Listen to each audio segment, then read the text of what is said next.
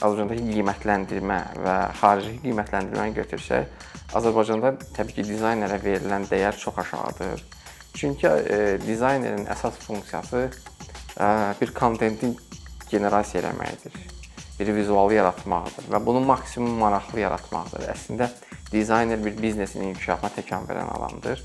Sadəcə bizdə hələ ki şirkətlər onun mahiyyətini, yəni dizayner mahiyyət demirəm, ümumiyyətlə reklamın mahiyyətini tam dərk eləmirlər. Nə vaxt ki buna xərc kimi yox, buna bir yatırım kimi baxacaqlar, onda daha yaxşı dizaynerlərlə işləmək istəyəcəklər, bu işə daha çox pul vermək istəyəcəklər.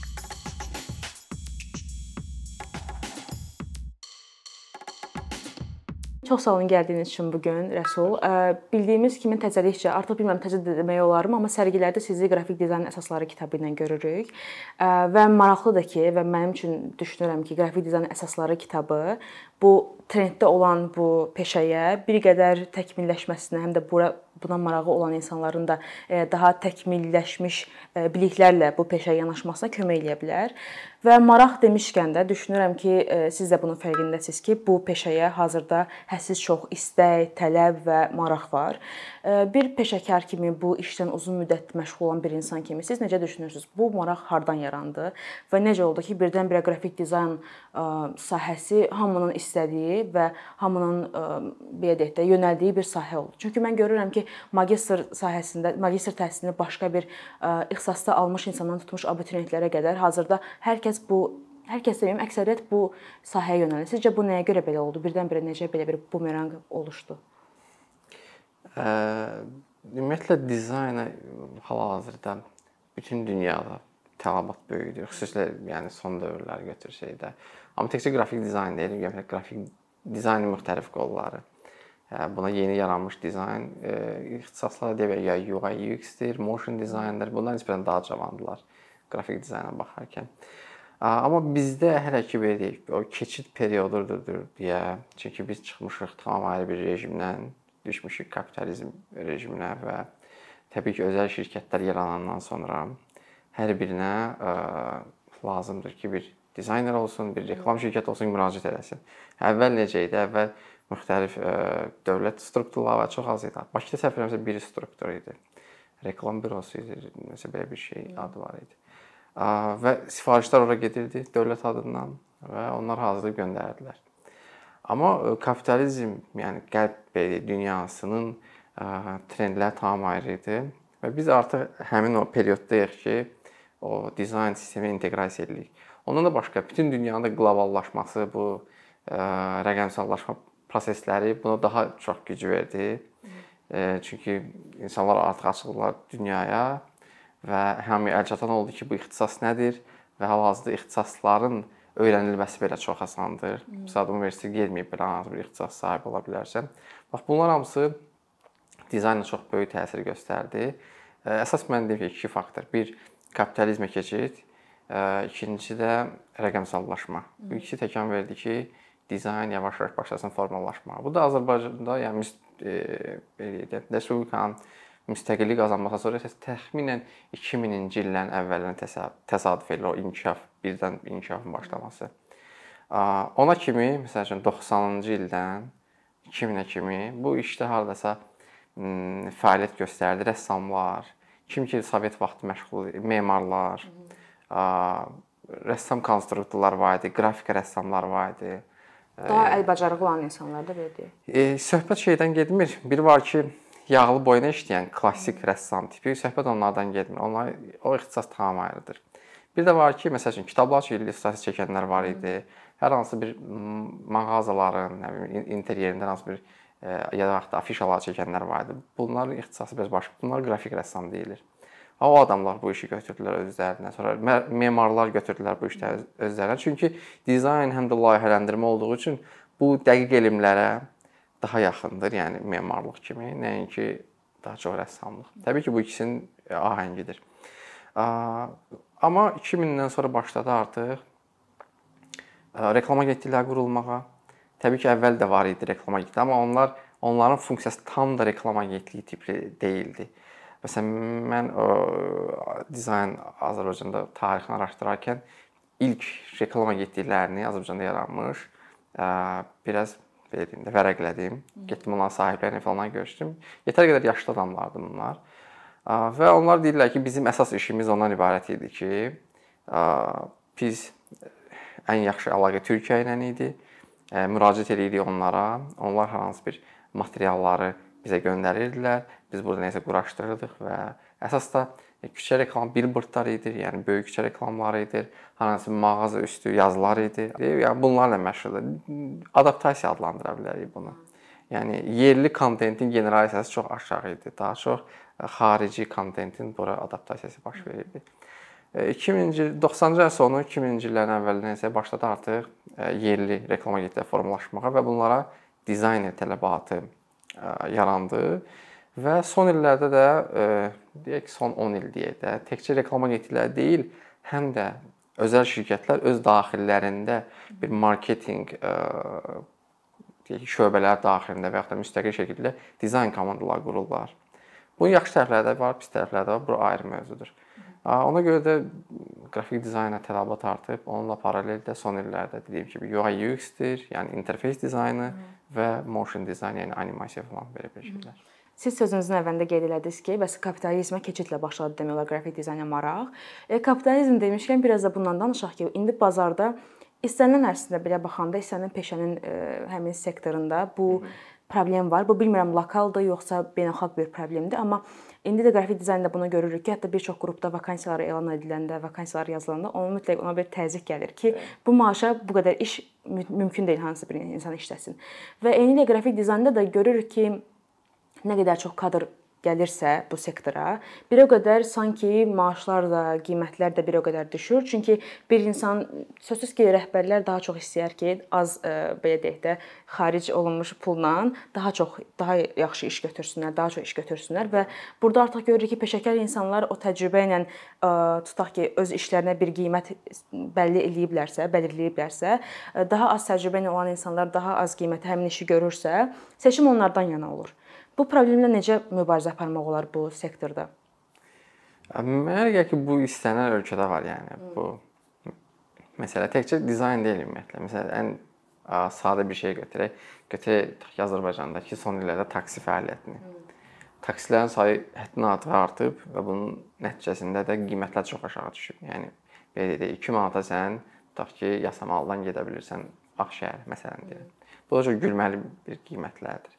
Siz deyən kimi tələbatın çoxluğundan və istənilən keyfiyyətdə bir deyək ki, dizayner tapa bildiyindən sən ona müraciət edə bilirsən. Bu özlüyündə təbii ki, bazara təsir göstərə bilir, bazarın ümumi keyfiyyətinə təsir göstərə bilir. Amma ciddi şirkətlər, böyük şirkətlər təbii ki, ucuz işə verib, ucuz işə qaçmaq kimi bir şeyləri yoxdur. Ona daha keyfiyyətli adətən reklam şirkətlərlə çalışırlar və yaxud da daha özünü göstərmiş cəmiyyət içində dizaynerlərlə çalışırlar. Ancaq ümumi Azərbaycan və Azərbaycandakı qiymətləndirmə və xarici qiymətləndirməni götürsək, Azərbaycanda təbii ki, dizaynerə verilən dəyər çox aşağıdır. Çünki dizaynerin əsas funksiyası bir kontenti generasiya eləməkdir. Bir vizualı yaratmaqdır və bunu maksimum maraqlı yaratmaqdır. Əslində dizayner bir biznesin inkişafına təkan verən adamdır. Sadəcə bizdə hələ ki şirkətlər onun mahiyyətini, yəni dizayner mahiyyət demirəm, ümumiyyətlə reklamın mahiyyətini tam dərk eləmirlər. Nə vaxt ki buna xərc kimi yox, buna bir yatırım kimi baxacaqlar, onda daha yaxşı dizaynerlərlə işləmək istəyəcəklər. Bu işə daha çox pul vermək istəyəcəklər və onun müqabilində də daha yaxşı iş götürəcəklər. Məsələn, təsəvvür edin ki, bir dizayner deyək, müstəqil dizayner götürmək, reklam agentliyi demirəm. Yəni reklam agentliyi də eyni məsələdir. Bir dizayner bir işi götürüb, çox yaxşı büdcəyə götürüb və yaxşı bir müddətə götürüb, bunu çox yaxşı keyfiyyətli bir şəkildə hazırlayıb verə bilər. Amma büdcələr daha az olduğu üçün bu məcburdur ki, bir yox, 3 kişi götürsün və hərəsinə onun vaxtını kəsib buna ayırsın, onun vaxtını kəsib buna ayırsın. Həm də layihələr arası ümumiyyətlə keçid eləmək də ideyanın formalaşmasına təsir edir. Yarımçıq bir iş olurdu istər-istəməz. Bunlar da sözsüz ki, işin keyfiyyətinə təsir göstərir. O vaxt ki, Azərbaycanda marketinqin dəyərini anlayacaqlar, bu nə üçün lazımdır, bu alətdən necə yaxşı istifadə etmək olar. O zaman həm dizaynerə, həm marketinq, reklam sektoruna verilən işlərin keyfiyyəti də artacaq. Məsələn, mən illik baxıram Azərbaycandan çıxmış belə deyək də kreativ кейslərə il ərzində baş vermiş. Çox nadir taparsınız. İl ərzində bir dənə, iki dənə iş olar ya olmaz. Və yaxud da deyək ki, biz niyə də göndərməyək bir Cannes festivalına bir poster, bir reklam çarxı niyə də göndərməyək. Amma bunları göndərə bilmirik. Niyə görə? Ortada bir büdcə yoxdur və ortada yaradıcı bir fikir yoxdur. Bir çox hallarda artıq qlobalda olmuş şeylərin burada adaptasiyasıdır, yəni eynisidir. Bizim məhsulumuz xaricdə bir müsabiqə üçün maraqlı deyil. Çox az sayda belə deyim кейslər çıxır. Mən də bunu müşahidə etmişəm ki, bizdə daha çox əslində marketinqə biraz daha yaxınlaşma, biraz daha Facebook və Instagramın önəmindən sonra, reklam məsələlərindən sonra biraz daha sanki büdcə ayrılır, amma yenə də görürük ki, müştəri ilə reklam agentlikləri arasında biraz problem olur. Müştəri istəyir ki, ən az büdcə ilə ən yaxşı nəticəni alsın. Sonra da o reklam agentliyi də neynəsin? Məcbur qalır ki, o kreativlikdən mümkün qədər kəssin. O məşhur memlər var, gözlənilən, müştərinin istədiyi və reallıq. Büdcəsi. Eynən düzdür. Və eyni zamanda o reklam agentlikləri də görürük ki, portfolyoları bəzən onların da əksik qalır. Çünki müştəri ilə artıq onlar danışana qədər, onu başa salana qədər ki, bu büdcə ilə mümkün deyil bunu eləmək, onların da portfolyolarına belə deyək də o sizin dediyiniz kreativ yanaşması biraz sanki onun vaxtından kəsilir və ona istənilən diqqəti göstərə bilmir. Və yaxşı məsələyə toxundunuz ki, amma bir məsələ də deyirsə, yəni mən demirəm Azərbaycandakı reklam agentlikləri və ya dizaynerlər zəifdir. Yox, çox yaxşı dizaynerlərimiz var. Evet. Çox yaxşı agentliklərimiz var. Amma onlara yaxşı büdcə ayrılsa, indikinin 5 qatını, 10 qatını daha yaxşı şəkildə fərq. Əlbəttə, məsələn biz lokal götürsək bizim regionu, Türkiyədəki marketinq bazarını, Azərbaycandakı marketinq bazarını biz yəni müqayisə edə bilmərik. Çünki hədsiz dərəcədə doğrudan bir fərqliliklər və uçurum var doğrudan da. Amma sizin də dediyiniz kimi bundan qaynaqlanmır ki, bizdə kadr və ya bizdə yaxşı reklam agentlikləri yox, təəssüf olsun ki, burada məsələ tamamilə fərqlidir. Və eyni zamanda siz onu qeyd elədiniz, kreativlikdən danışaq. Qrafik dizayn sizin də dediyiniz kimi hədsiz çox yerdə istifadə olunur. Bu brendinq də ola bilər, bu marketinq də ola bilər, bu başqa şey də ola bilər. Bəs biz bunları kənarlaşdırsaq, qrafik dizayn ümumiyyətlə başqa nə üçün istifadə oluna bilər və biz nələri görmürük qrafik dizaynda, o belə deyək də vizyon baxımından? Ümumiyyətlə qrafik dizayn bir çox dizayn sahələrinin belə deyək də anasıdır. Yəni bu sırf vizual informasiyanın düzgün şəkildə çatdırılması auditoriyaya buna xidmət eləyir. Yəni interyer dizaynda da siz qrafik dizayna müraciət edirsiniz. Web dizaynda da qrafik dizayna müraciət edirsiniz. Hətta modada da qrafik dizayna müraciət edirsiniz. Tutaq ki, teksturadır da. Bu hardan gəlir? Dizayndan gəlir. Naxışdır. Hardan gəlir? Qrafik dizayndan gəlir. Yəni qrafik dizaynı mənimsəməklə oradan bir çox dizayn sahələrini şaxələnmək olar. Burada siz kompozisiyanı da öyrənirsiniz. Burada siz eskizi də öyrənirsiniz. Rənglərin ahəngini də öyrənirsiniz. Yəni baza prinsipləri var. Tutaq balansdır, simmetriyadır və s. bu tipli məsələləri də öyrənirsiniz. Bunların hamısını öyrənəndən sonra istəyirsən get nə bilim interyer dizayner ol, moda dizayneri ol, nə bilim virtual reallıqda nəsə yarat və s. Yəni bir çox yerlərdə kitab dizaynı, mətbəə dizaynı, çap dizaynı və s. Bunlar hamısı qrafik dizaynla şaxələnir. Ona görə bu bünövrədir. Mən düşünürəm ki, bunu öyrənən şəxs, yəni dizayn digər qollarına başlayan şəxs ilkin olaraq bundan ən azından bünövrəni başlamalıdır, sonra digər yerlərə getməlidir. Bir də məsələn ənənələr var da, biz dizayn daşıyıcı ölkəsi deyilik. Biz onu sonradan mənimsəmişik. Düzdür, bizim məsələn xalçalara baxanda baxırsan ki, bunu neçə əsr əvvəl bir qadın toxuyub və yaxud da bir kişi toxuyub. Ancaq orada dizaynın bir çox əsaslarına rast gəlirsən. Burada ahəng var, burada elementlərin təkrarlanması var, burada simmetriya var, burada rənglərin ahəngi var. Nəsə bir kompozisiya var. Bəli, bir kompozisiya var. Yəni burada bizim ruhumuzda var əslində. Təkcə biz yox, ümumiyyətlə şərq ölkələrini nəzərdə tuturam. Var, ancaq biz onu bir sistematik, bir elmi şəkildə formalaşdırılmasına çox gec gəlib çıxmışıq. Və bunun ümumiyyətlə reklamda, bunun bir biznes halında tətbiqinə biz gec gəlib çıxmışıq. Həmişə deyirəm, dünyada yaranıb reklam agentliyi deməli bir əsrlə təxminən bir əsrdən daha çox əvvəl 19-cu əsrin sonunda bizdə yaranıblar ki, 90-cı illərin əvvəlində. Bir əsr fərq var. Bizim indi keçdiyimiz period, məsəl üçün, mən qrafik dizayn əsasları kitabını yazdım. Bu indi nə qədər mən bunu o əsasdan yazdım ki, bir elmi bir şey olsun da, bu işlə məşğul olan adam açsın oxusun ki, bu niyə belə olmalıdır? O suala bir cavab verə bilsin. Təbii ki, kimsə özü araşdırır, oxuyur, öyrənir. Amma elə insanlar da var ki, dil biliyi yoxdur və yaxud da universitetdə qrafik dizayn təhsili alanlar var. Bunlar bilirsiniz ki, tədris baxımından çox kitab baxımından material demək olar ki, yoxdur, qıtdır. Ən azından məsələn mən oxuduğum dövrdə mən qurtarmışam moda dizaynını İqtisad Universitetində və məndə heç bir tədris yox idi. Məsələn, müəllim deyirdi ki, konspektlər idi müəyyən. Deyirdi ki, budur, qalanı da ged internetdən araşdır, oxu. Yəni bu özü-özünə bir absurd bir şeydir. Çünki sən universitet nədir? Universitet bir tələbəni akademik formada yerləşdirmək üçün bir yerdir. Okay? Amma sən onu deyə bilməzsən ki, get özünü araşdır, oxu. Bu özü-özünə gülməli bir hadisədir. Həm də artıq 20 il keçib müstəqilliyimizdən bu yana və 20 yox, daha doğrusu 30 il keçib və 30 il ərzində bizdə bir qrafik dizayn barədə bir tədris kitabı formalaşmamışdı. Ona görə məsələn mən bunda özümdə yazma istəyi, məsuliyyəti hiss elədim və bunu ərsəyə gətirdim. Qrafik dizayn tanımı ümumiyyətlə dünyada yəni 1921 yoxsa 22-ci ildə qrafik dizayn termini. Baxın bizə nə vaxt gəlib? Sovet dağılandan sonra. Sovetin son illəri, dağılandan sonra ilk illərində. Yəni böyük bir uçurum var. Yəni 100 il daldayıq. İndi get-gedə zaman azalır, amma yenə də qlobal dizayn cərəyanından bizim dizayn cəmiyyətimizin arasında məsafə çox böyükdür.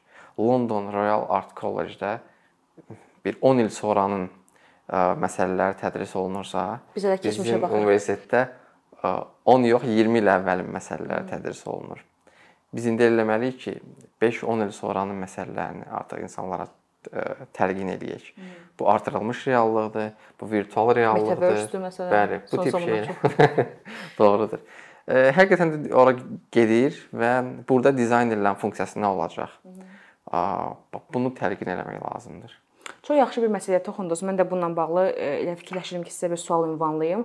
Qrafik dizayn məsələsində siz hər zaman mətbuat tarixinə, ya da qrafik dizayn tarixi məsələsində mətbuat tarixinə mütləq bir göndərmə eləyirsiniz. Yəni oradan başlayırsınız hesablamağa. Bu mənə ona görə xüsusən maraqlıdır ki, mən özüm jurnalistika məzunu olaraq hər zaman mətbuat tarixini oxumuşuq, öyrənmişik, amma heç o baxımdan baxmamışam ki, bu bəlkə də bir başqa bir şeyin də əsasındadır, yəni Azərbaycanda. Və siz dediniz ki, 1920-lərdə qrafik dizayn termini bir tərif kimi bir belə deyək də bir notion dediyimiz bir məfhum kimi yaradılıb. O zaman necə ola bilər ki, 1800-cü illərdə yaradılan bizim qəzetlərimiz, jurnallarımız, onlar necə Azərbaycanda qrafik dizayn tarixi hesab olunurlar və mən əminəm ki, Əzim Əzimzadə olsun, Yosif Roter olsun, Xəlil Musayev və Oskar Şmerling, hansı ki, Molla Nəsrəddinin çox tanınan illüstratorlarıdır. Onlar heç qrafik dizayn mövzusunu özləri, yəni bu məfhumu özləri bilmədən necə olub ki, hazırda biz onlardan qrafik dizayn tarixinin əsasını qoymuş və yaxud bu sahədə nümunələr çəkmiş, bizə ötürmüş insanlar kimi hesab edə bilirik?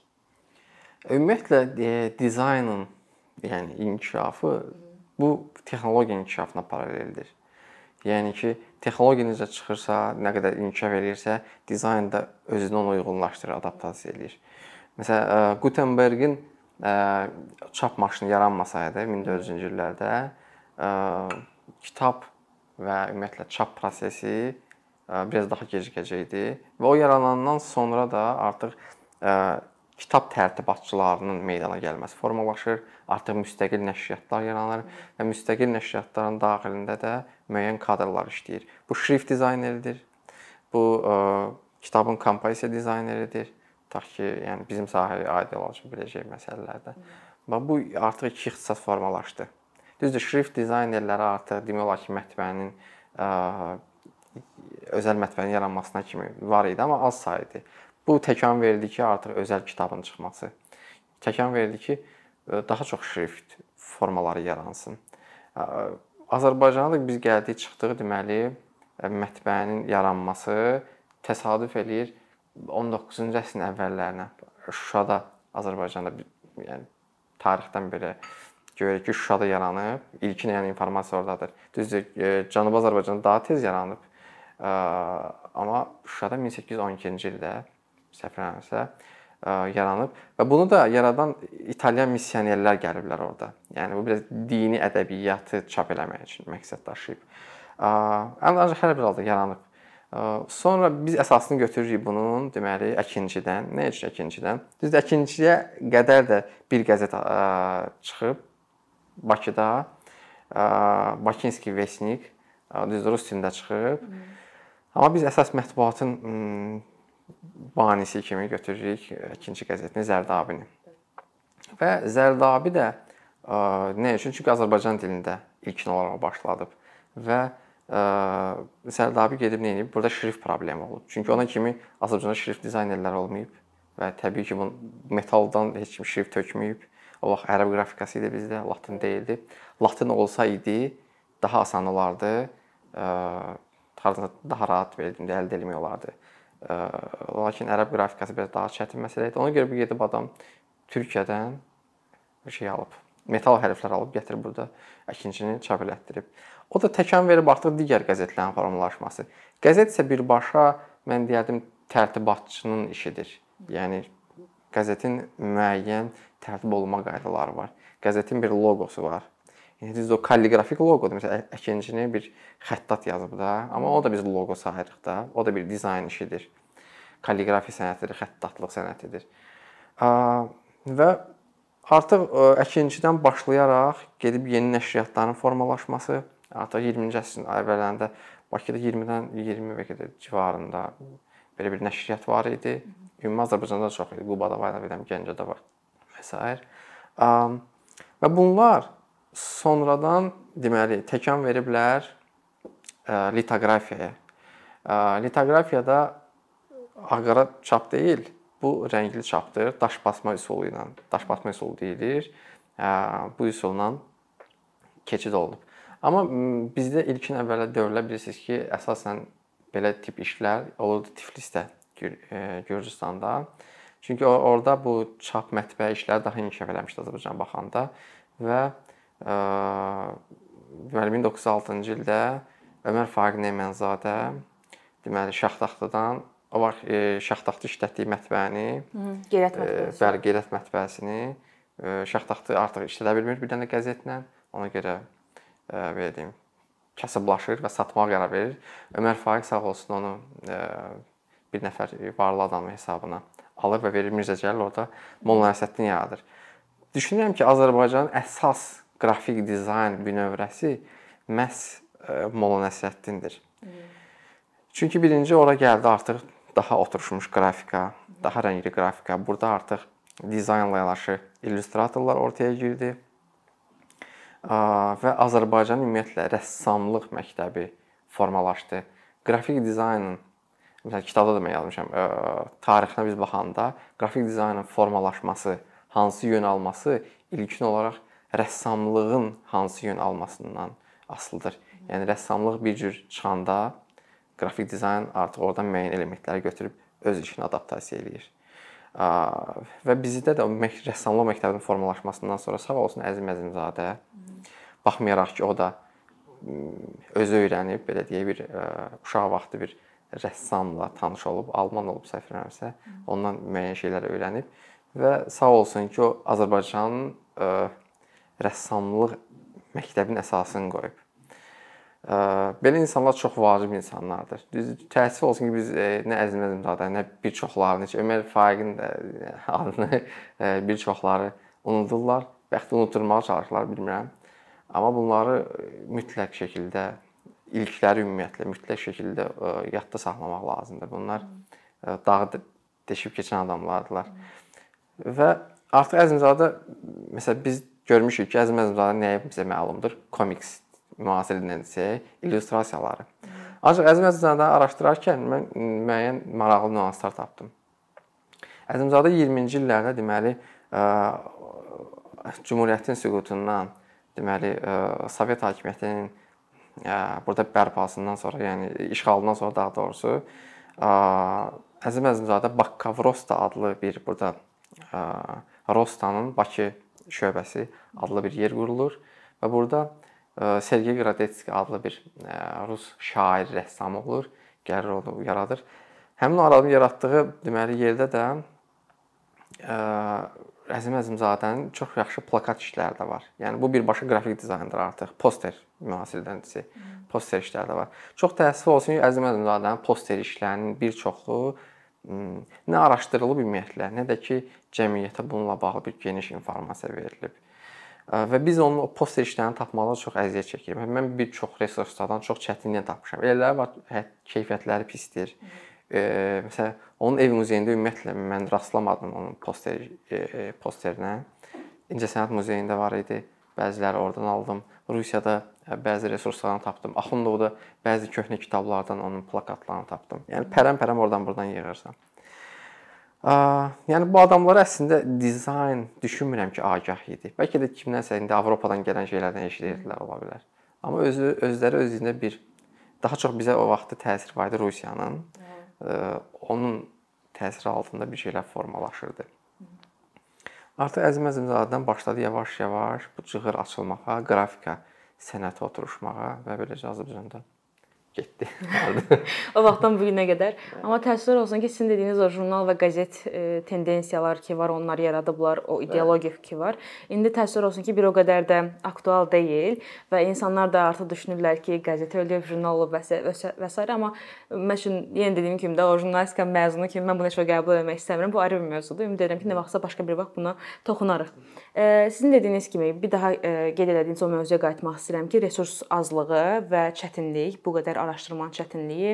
Ümumiyyətlə siz qeyd etdiniz, müəyyən resurslar, müəyyən materiallar ki var, onu tapa bilmirdiniz və pərən-pərən axtardığınızı tapa bilirdiniz. Bəs ümumiyyətlə sizə necə gəlir bu qrafik dizaynla bağlı akademik bir material yazmaq üçün nələr lazımdır, nələr vacibdir? Birdən bəlkə kiməsə ilham vermiş olarsa, o da başlayarsın, işinizi necə deyirlər, asanlaşdırar. Nələr lazımdır, nələrdən başlamaq lazımdır və hansı çətinliklərlə üzləşmək mümkündür? Sual yaxşıdır və məncə bir çoxlarına da aydın olmayan məsələdir. Burada ən vacib məsələ fədakarlıqdır. Nələrsə qurban verməlisən, mütləq şəkildə. Bir də entuziazmdır, sənə maraqlı olmalıdır. Sənə maraqlı olmalıdır ki, səni müştəri gözləyir. Ancaq səni qəlbən çəkən oturub auksionları vərəqləyib Azərbaycanın qrafikasına aid bir material tapmağın. Auksionda da eşələnmək də belə zarafat kimi gəlməsin. Yəni ki, material çoxdur və sən bir dənə scroll eləyirsən, deyirsən ki, 5 dəqiqə qurtarıram və baxırsan ki, artıq o 5 dəqiqə 1 saat olub. Gecə oturmuşsa və səhər açılıb artıq. Ən vacib problem nədir? Əgər sənin maddi təminatın yoxdursa, işlərə batıb ondan məşğul ola bilməyəcəksən. İndi çox şükür mən müəyyən dərəcədə özümü təmin edə bilirəm və müəyyən şeylərdə qurban verirəm. Sözün həqiqi mənasında özümü tərifləmək üçün demirəm. Yəni problemdir əslində bu. Əgər tutaq ki, məni bir institut maliyyələşdirsəydi və yaxud da məni bir özəl qurum maliyyələşdirsəydi, mən iş görməzdim, fokuslanardım buna. Amma mən məcburam həm işləyim, qazanım, həm vaxtımı sərf edeyim deməli, araşdırma. Və gündə 24 saatdır.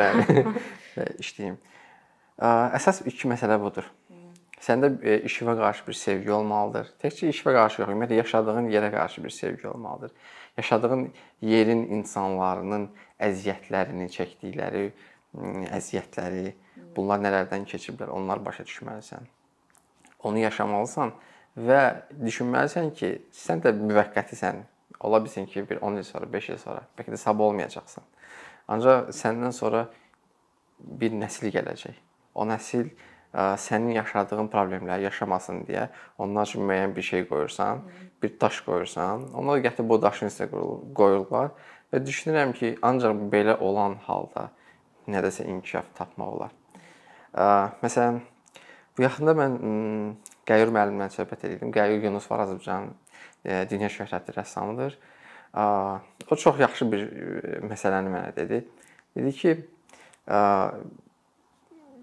nə üçün bizim rəssamlar dedi qaçırlar, tutaq ki, artıq Avropada çeynənilmiş mövzuları bir də özləri işləyirlər. Nə üçün onlar öz yaşadıkları yeri araşdırıb özlərinə xas yeni bir şey ortaya çıxartmırlar. Həqiqətən bu sözün özündə böyük bir hikmət var. Yəni bizdə çox zəngin bir həm vizual cəhətdən, həm tarix cəhətdən zəngin bir şey var. Amma vaxtikən bunlar detallı şəkildə araşdırılmadığı üçün biz onlardan yad qalmışıq. Düşünürəm ki, bu araşdırılsa və biz onlardan yararlansaq, zamanla özümüzdən də nələrsə kontent hazırlayıb və yaxud da bir stil ola bilər, bir yenilik ola bilər, dünyaya ötürə bilərik. Çox sağ olun Rəsul. Ümid edirəm ki, bu həm faydalı, həm də öyrədici bir söhbət oldu və ümid edirəm ki, bunun növbəti seriyalarda çəkə bilərik. Çox sağ olun gəldiyiniz üçün.